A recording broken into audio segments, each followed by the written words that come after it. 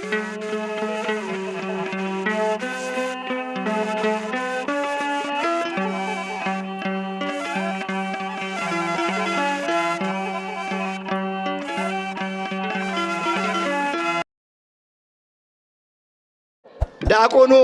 ሲያነብ ሰምታችሁ እንደሆነ መዝሙር 41 ቁጥር 3 ላይ እግዚአብሔር በደዌ ዳኛ ይረዳል ይላል። የሚገርማችሁ እግዚአብሔር በሚረዳል በደዌ ዳኛ አልጋ ሆኖ እግዚአብሔር ይረዳል ይላል። የሚገርማችሁ እግዚአብሔር እኮ ይረዳል፣ ዝም አይልም።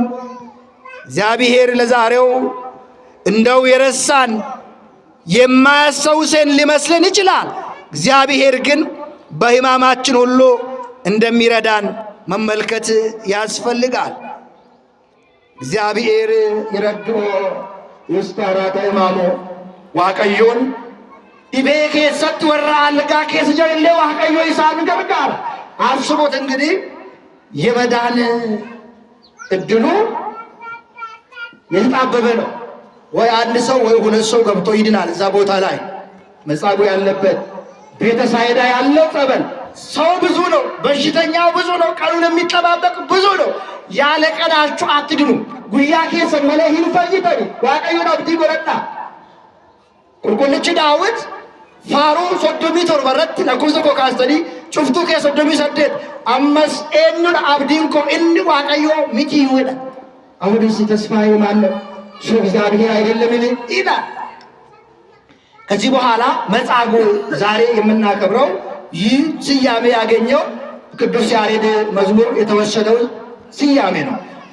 የረዶ ቁልቁልቻ ያሬድ ራቲ ጉያን አልራ ቶርቤ ርፋሶ በጉዳ ከንፉደተሜ አብይ ጾም አራተኛው ሳምንት መጻጉዕ በሽተኛ ማለት ነው፣ በሽተኛዎች ማለት ነው።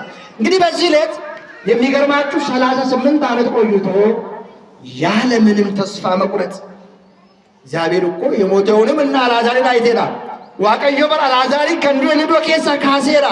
ከዚህ በኋላ እንግዲህ አሁን ብዙ ዓመት ሆነዋል። ስንት ዓመት ሆነዋል? ብዙ ዓመት ሆነዋል። እኛ እንዲህ አይነት ትዕግስት የለንም። በረጋ ጸበል ሄድኩኝ አልዳንኩም፣ ገዳም ሄድኩኝ አልዳንኩም፣ ተግልዬ ሄደ ተጠመቅኩ አልዳንኩም። ከዚህ በኋላ ነው ጌታን ተቀብዬ ቢሞትስ? እንደው አሁን ጌታን ብትቀበይ እኮ አንቺ እንደው ባልታመምሽ ነበር የሚሉ ሰዎች ምን አቅም አለሽና ነው ጌታን ብትቀበይ? እሱ ይቀበልሽ እንጂ እሱ ይቀበልን፣ እኛ እንቀበል። አያችሁ፣ እዚህ ላይ እኮ ትልቁ ምስጢር እኛ ጌታን መቀበል አንችልም። ጌታን ግን ይቀበለናል። እሱ ይቀበለን በሉ እስቲ። አያችሁ፣ ልጅነቱ እዚህ ነው። መቀበል አንችልማ፣ እኛ ደካሞች እኮ ነን። አያችሁ እንዴት አድርገን ነው የምንቀበለው? ጌታ መቀበል ሳይሆን እሱ ይቀበለን። ችግሩ ያ ነው። ልዩነቱ እዚህ ላይ ነው። እኛ አሁን ጌታን አንቀበልም፣ ጌታ ይቀበለናል። ጌታን አናምንም፣ አምነነዋል። ችግሩ ግን እምነትና ሃይማኖት የተለያየ ስለሆነ ነው። አመንቲ ፊ አመንታን ገራገር አመንታማ ሰይጣን ነው ከበበር አሎ ሰይጣን እኮ ያምናል እኮ ሰይጣን እኮ ሃይማኖት አለው፣ እምነት ግን የለው። ብዙ ሰው እንዲህ ነው። ሰው ሃይማኖት አለው፣ እምነት የለው። ይሄ የማስመሰል ስራ ቢቀርብን ጥሩ ነው። ምን ያደርጋል? ወንጌልን መማር አስፈላጊ ስለሆነ ነው። መጻጉዕ አንድ ነገር ተናገረ። ብዙ ዓመት ሆኗል፣ ተቸግራል፣ ተንከራተሃል። ከዚህ በኋላ ይበቃል። ጌታ ይበቃል ካለሽ ይበቃሻል። ይበቃል ካለ ይበቃል። እሱ በቃቸው ይበለን። መከፋፈሉ፣ መገዳደሉ፣ ተንኮሉ፣ ሸሩ፣ ክፋቱ ይበቃቸዋል ይበለን። እሱ በቃቸው ይበለን። እስንጋኑን አገር ሐሜን ደምኒ ወልረት ከውን ወልበለሱ ሐማራዎቹን እስንጋኑን አገዱ ብዙ ዓመት ሆኗል። ግን ልትድን ትወዳለህን አለ። ወጋባዬ ተሰጣ ረፍቴ ተረከቴታ። መቼም ስታጡና ስትታመሙ የተወሰነ ጊዜ ሰው ሊያስታምማችሁ ይችላል። እሱንም እየተጸየፈ ጠረናችንን እየተጸየፈ ሰው ያስታምመናል። አልዓዛርን እነ ማርታና ማርያም የት አኖራችሁት ብሎ ሲጠይቃቸው የቀበሩበትን ቦታ ሄዶ ሲያሳዩት ጌታ ሆይ ይሸታል አትጠጋው አሉት።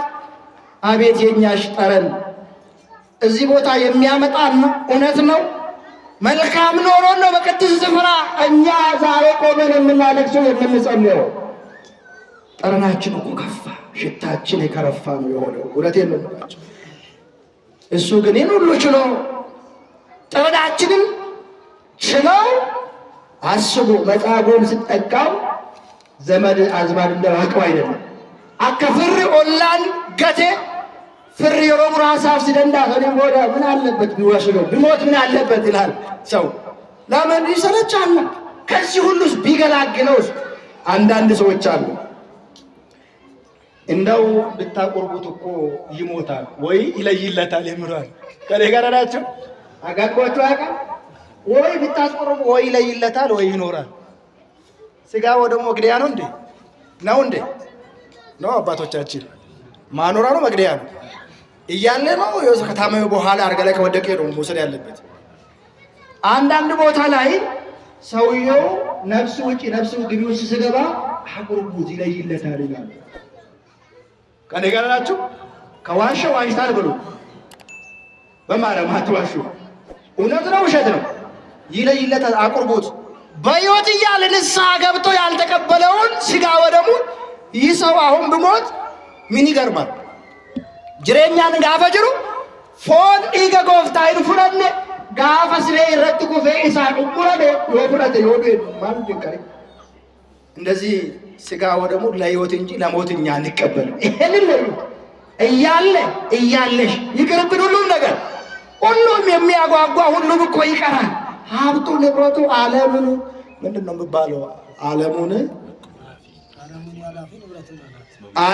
አላፊ ንብረቱን አላፊ እስበ ኩሉ ኃላፊ ውእቱ። ዓለምም ንብረቱ ሁሉም ነገር ከንቱ የከንቱ ከንቱ አለ። አየነው ዓለምም አዱኛ አገረበን ዋንሸኑ ጎቻ ጅርቱ ዋንኬቱ ታጅሩ አገረረ ምን ይጠቅማል? ለምሳሌ መቼም አንድ ነገር አንድ ምስጢር ልንገራችሁ። ሰው ሲሞት ለብሶ ነው ራቆት ነው የሚወለደው? ልብስ አነሱ ወለድ ሲቀበርስ ለብሶ ነው እንዴ? ጫማውን ቆዳውን ጋቢውን አርጎ ነው እንደሚቀበረው ነው። እሺ የሰው ልጅ ሲወለድ ያለቅሳል፣ ይስቃል። ሲመጣ ያለቅሳል፣ ሲሄድስ የሞተውን ሰው አይታችሁ የምታውቁት ያለቅሳል፣ እየሳቀ ይሞታል። ወደ ዓለም ስንመጣ ወደዚች ከንቱ ዓለም ስንመጣ እያለቀስን እንመጣለን። ስንሄድ ግን ቻው ቻው መሄድ ነው። ስለዚህ ወደ መጽሐፉ ስንመለስ 38 ዓመት ዛሁባችሁ 38 ዓመት እናንተ አስቡት። የአንድ ሰው ዕድሜ ነው። ወጋ ሶዶሚ ሰደት ሙሪ ነው መተኮት። ትልቁ ነገር ከነሱ የምንማረው ችግር ቢመጣ መከራ ቢመጣ መጎያነት ሳቆር ቢመጣ ማጣት በሽታ ቢመጣ ክራችን መቀጠስ እንደሌለብን እኛ በለው እባክሽ ከዚህ ሁሉ ስቃይ ቢቀርብሽስ ጌታን ተቀብለሽ ብትሞቺ ይላል። እኔን ጌታን መቀበል ተቀብለ ሞተሻል።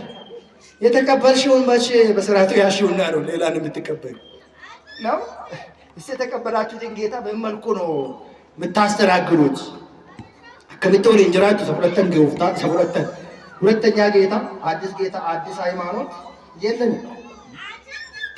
አመንታ ሐራ ጎፍታ ሐራ እንቀብሎ አመንታ ደኑ እንቀብሎ አመንታን ጩባን ጎፍታን ቶክቻ ጀነካ ኤፌሶን አፍሩ ሸንዱብስ አንድ ሃይማኖት፣ አንድ ጌታ፣ አንድ እምነት። መጻጉዕ እንግዲህ እናሳጥረውና መጻጉዕ ልትድን ትወዳለህን? ፈዩ በርባዱ ሲል ፈዩ በርባዱ ፈዩ ከንበርባዱ ከጌሰን ባሳ ይሄ ሁሉ መዳን ይፈልጋል። መልሶ መዳን ግን በፈቃደኝነት ላይ የተመሰረተ እንጂ በግዳይ ላይ የተመሰረተ አይደለም። ስለዚህ መዳን የማይፈልግ የለም፣ ያልታመመ የለም፣ ጤነኛ የለም። ምን ማድረግ አለብን? ንስሐ እንግባ፣ ወደ ልባችን እንመለስ፣ ሥጋውን እንቀበል፣ ደሙን እንጠጣ። ለመዳን የምንፈልግ ሰዎች እውነትን እንስራ፣ ውሸትን እንተው፣ በቀል እንተው፣ እንታረቅ፣ አንድ እንሆን፣ መከፋፈል ይቅርብን። ተኳታን ወላጅ አለን ወላ ከበይኖ ኡልፍነ ወሊ አከንኖ መነሳፊት ሰፉ ሃላን ነጋ ሃለለም ጃለላ ሃለለም። መጻጉዕ ግን ምንድን ነው ያለው? ሰው የለኝም አለ። ለምን ነው እሱ እያሰበ ያለው? መጻጉዕን ብድግ አድርገው ማንም ሳይቀርሞ እግዚአብሔር መልአክ እየመጣ ውሃውን ሲያናውጸው እዛ ውስጥ የሚያኖረው ሰው ነው የፈለገው መጻጉዕ። ነማ ካሴ እዶ ጸበላተ ለኬሰ ካዬ እትንፈግ ምን ያደርጋል? ከሰው ሁሉ በላይ ሰው የሆነው ብድር የማይጠይቅ ክፈለኝ የማይል ከሰው ሁሉ ሰው ሆኖ የተለየ መጣና ሰው ላያስፈልገው ነው አልጋይን ተሸክመ ሄድ። ለብዙ ዘመናት ያንተ አልጋ አንተን ተሸከመች ቻለች። ዘመን ርቋል፣ ዘመድ አዝማድ አንተን ርቋል። አሁን ደግሞ አንተ በተራ አልጋውን ተሸክመ ተመላለስ አለ። ክብር ምስጋና አምላካችን ይሁን። አቤት አቤት የሱ ቸርነት የሱ ምሕረት አርጁማንሳ ዲፈብድሳ ጉዳን ከሌሳ ፍርጋ በሰነገቱ ኦላን ጋፈራ ፈጋቱ ሁንዱን ይሴ ጋፈደሙ መጻጉዕን ቆባሳ ኢሳ ስሬሳ ቆፈቱ ቱሬ አመዋቀዩ ፌቱ ስሬኬ ከሌሲ ባት ደበሬ ዳባቱ ደደቢ ኢትንጀ አስረቱ ዋቱ እኮ ይላል። ድነት አልፈልግም ብሎሮ መጻጉዕ መብቱ ነው፣ ግን ድናለው ሰው የለኝ። እዚህ ጋር ያላስተዋለው እግዚአብሔር ማን እንደሆነ ምን እንደሆነ አለማስተዋሉ እንጂ ጥሩ ነው። ያንሳ ጉዳገሩ ዋቀዮ ተው ደገቹ ሰዓቱ መጻጉዕ ወላሉ ሰዓት በለ ነማይን ቀቡጀ። አሁን ችግር ሊመጣ ነው። ትላንት የኛን ሞት ሲጠባበቁ የነበሩት መቼ ትሞታለች መቼ